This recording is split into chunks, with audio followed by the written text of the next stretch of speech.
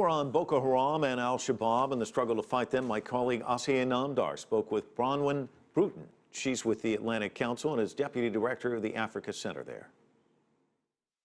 The key thing was that al-shabaab lost a lot of its territory, and it sort of wound up on the back foot. And since also it lost a lot of its political legitimacy and doesn't really have any hope of governing now, it's acting like a terrorist organization.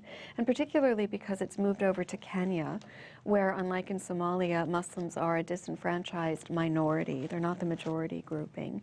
The group has decided that what it wants to do is to recruit a few enraged people instead of appeal to a broad, the broad popular mass. And for that reason, it wants to radicalize individuals.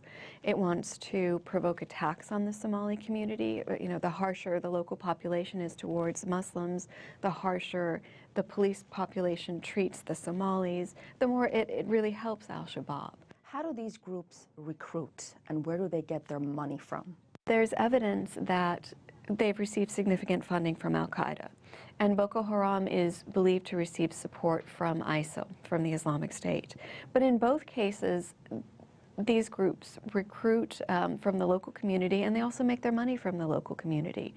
Why is it so hard to fight them and make that fight a successful fight where these groups are eradicated? There's been a lot of progress in the sense that the terror groups have been dislodged from their control of territory. But to a large degree, that's the easy part. If you aim an army, a conventional army, at a group of terrorists who are controlling a village or a city, they're going to scatter because they don't have the same force of arms. The problem is that they then go into the bush.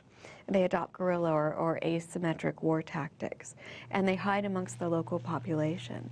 And what is continually a problem in the Somali and the Nigerian context is that the local security forces, the Nigerian army or the Somali army or peacekeepers, tend to be very brutal in the way that they fight these insurgencies.